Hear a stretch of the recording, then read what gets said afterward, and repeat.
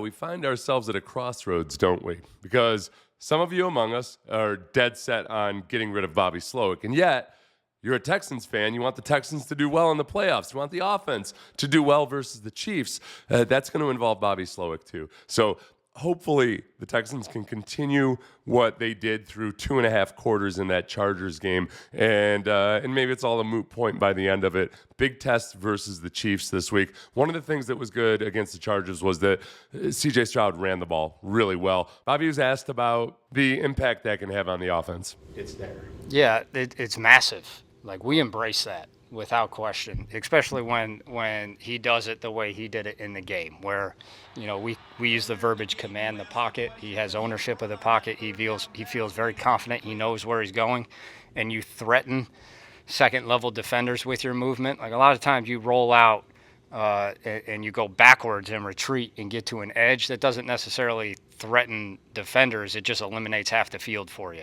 He's made some incredible plays, still throwing it back the other way. But it's harder to be consistent that way.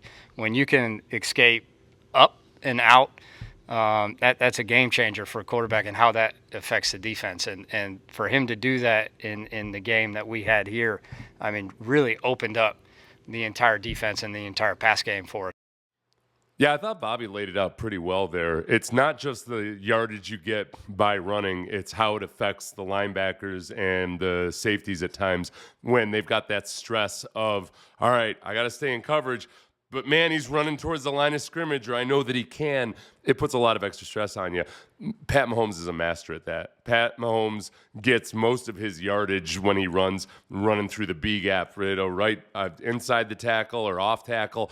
And it's really, really hard just for the pass defenders, but also you don't waste any time, allowing or giving defenders time to either react and read the routes or also to anticipate the quarterback running. And the quarterback has the whole field to work with and all that space underneath. That part was really good. And then, yes, I think it did help open things up over the middle and in some of the aspects of the quick game. So CJ really just being able to run fluidly and make those decisions. He said himself this week, hey, I'm a young quarterback.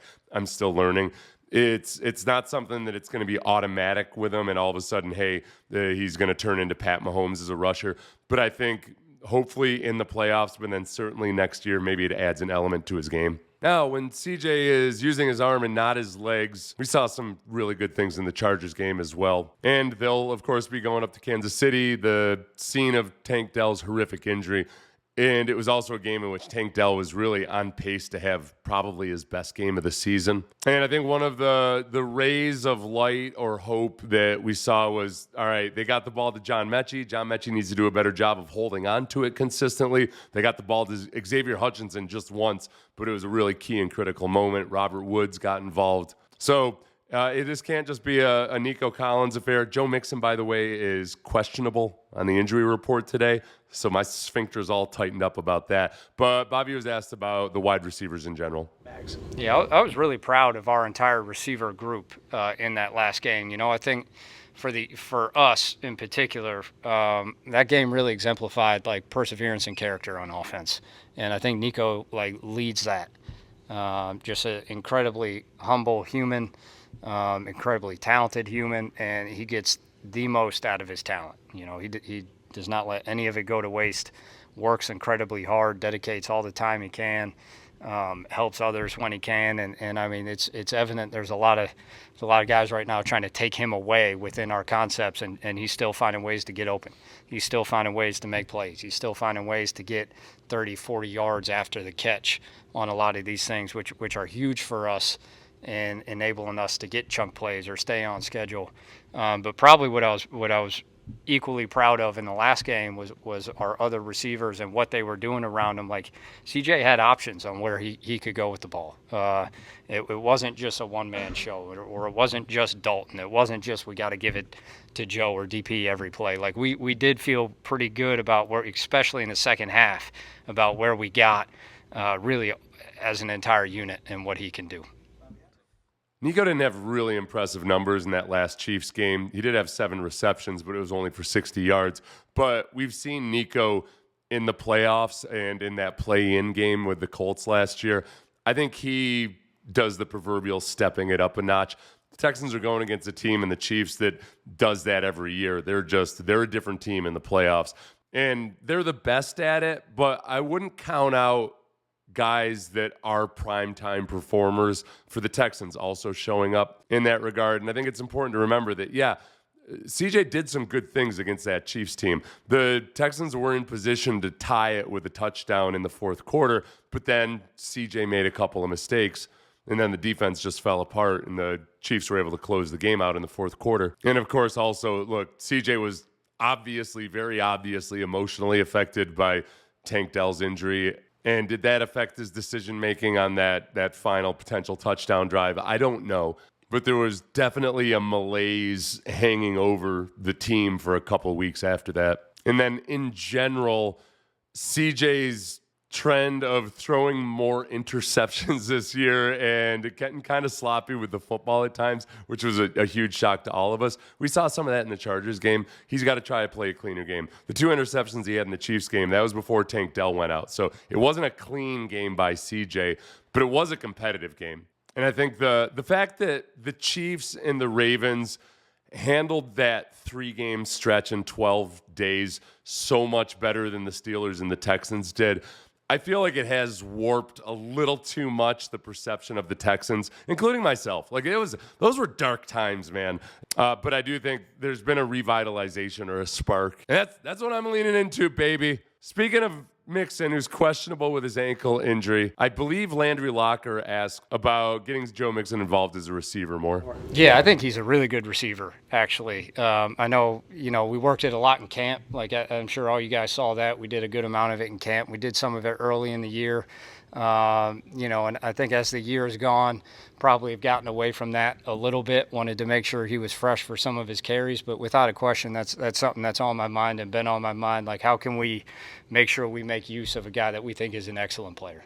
All right, let me take a negative and turn it into a positive. We saw the absolute best version of Dameon Pierce. I mean, statistically, the best version of Dameon Pierce in that Titans game at the end of the year. If Mixon's ankle is dicey at all come game time, maybe there's an avenue and it ends up being a little bit of a wrinkle where Dameon Pierce gets some play as a running back and you do see Joe Mixon get more touches as a receiver. I would love it, if only just because it busts a lot of tendencies. And it's something that the Chiefs wouldn't have seen on film if they portion the carries out a little bit differently. We know the Chiefs are going to have a boatload of wrinkles, both offensively and defensively. And I don't think I'm being Pollyanna here. Sometimes when you're dealt a challenge or a blow, but if Joe Mixon can still go, but maybe they don't feel comfortable just giving him a heavy dosage of yardage, it might force Bobby to be a little bit more innovative and a little bit more creative. And at the very least, maybe sometimes understand that, okay, run game ain't working today. Quit running Joe Mixon into a brick wall. I mean, let me know if I'm grasping for straws here. I'm nervous about this. Azeez Al-Shire is questionable also. Azeez, I will talk about when we do the defense tomorrow, but my God, it's just night and day. Just the way he gets everybody lined up properly, the way he alerts the defensive line, what he means patrolling the middle of the field, especially with a running quarterback like Pat Mahomes. Think about those 2 big runs. Well, how many big?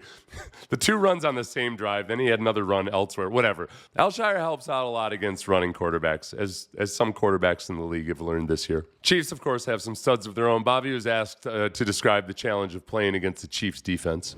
Yeah, it starts with Chris Jones. Really an unbelievable football player. And when we were playing them and he was out there, obviously presents a lot of problems to a lot of defenses, makes you do adjustments in the run game and the pass game, and Spags does a fantastic job being very aware of that. And they have a lot of schematic things they do to kind of counter how you feel you may have to handle Chris Jones. So that's really where it all starts. Yeah, and it's as simple as, hey, if you don't trust your offensive line to block Chris Jones, which you saw on tape that it's nobody's safe. I mean, Laramie Tunsil got bull rushed there. Blake Fisher had a rough snap against the guards at various times. That if you're sliding your protection or if you're doing anything extra to try to help out whoever's tasked with blocking Chris Jones, they can bring a blitzer from the other side. I mean, Spagnuolo is just a master at anticipating things like this. The Texans have gotten better at understanding that and working with that too. Like they've cleaned up a lot of their just almost predictable errors in pass protection. But it's make no bones about it. Chris Jones is going to be fresh AF. He got injured at the end of the Texans game and then basically hasn't played. So he's just taking himself a nice long vacation. Is rust going to be a factor? Maybe, but I also think that whatever Andy Reid and Steve Spagnuolo can scheme up, that offsets whatever rust the players might have. I do think there is an opportunity as guys are getting their legs back underneath them or just getting the reaction time down. Whenever I missed long stretches of time, I felt like it took me a full real game to get my reaction time back.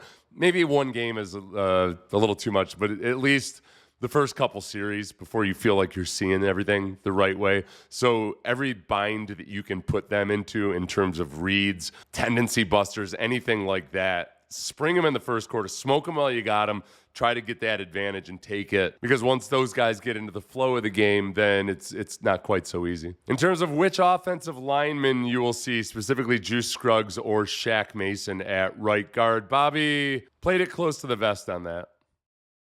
I think it's a continuous work in progress. We'll see how Shaq looked as we go through this week. We'll see how Juice looks, and we'll see what we think is the best combination of the five to have out there to help us go win that game. But that really is going to be an ongoing process through the rest of this week up until the game. I'm not buying it. I think Juice Scruggs starts at right guard, and neither Juice Scruggs or Shaq Mason have really done anything to take a huge step in front of the other one. But we've seen some signs of improvement, evidence of progress with this group of offensive linemen. And if only that you have some continuity now, I'll say, I don't want to say if it ain't broke, don't fix it, because they're still broken in some regards, but we've seen more positive plays, especially in the Chargers game, than we were seeing before. And I told Sean Pendergast this morning, right now the offensive line feels like back in the day when you're trying to watch Archie Bunker and you got your rabbit ears antenna and you got to go, you hold the antenna up in the air and you got to put your other hand on your dog, and that's what's working. That's where the reception is. And your dad tells you to stay there until the end of Archie Bunker. That's where we are right now. We're in the Archie Bunker mode. So I'm guessing that it's going to be Juice Scruggs. Any one of them is going to have a hard time with some of those defensive front seven. But I'm optimistic that this is going to be a fight. We'll dig into the defensive side tomorrow and do a preview of the game. But man, long live Bobby for at least the next 72 hours. But long live for 72 hours, Bobby.